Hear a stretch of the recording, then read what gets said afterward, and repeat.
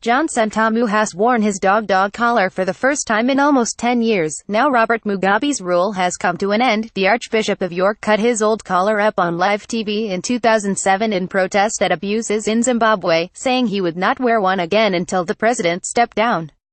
It follows speculation about whether he would put the collar back on, given that Mugabe left power after a coup rather than in the free elections he said he would prefer. Dr. Sentamu said a South African-style truth and reconciliation process was needed to heal Zimbabwe's divisions following the end of Mr. Mugabe's 37-year rule.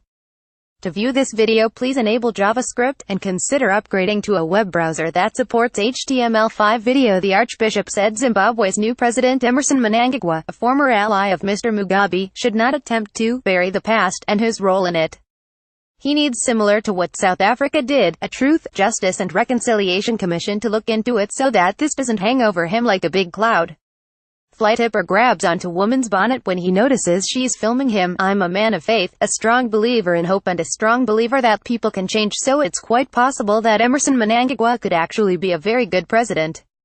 But he can't simply bury the past, it won't go away. Asked if 93-year-old Mr. Mugabe should be forgiven, he said, Mugabe at some point needs to say to the people of Zimbabwe, 37 years ago I took on a country which was fantastic. I nearly took it to ruin. Zimbabweans, forgive me. My prayer Zimbabwe today is God bless Zimbabwe. Zimbabwe, guard her children. Guide her leaders, especially Emmerson Mnangagwa, and lead her in the way of peace, love, truth, justice, reconciliation, and the rule of law. Amen. John Sentamu at John Sentamu, November 24, 2017. The Ugandan-born Archbishop returned to the BBC's Andrew Marr show to be handed back the remains of the item. Instead of attempting to reassemble the old collar, he produced a new one from his pocket and put it around his neck.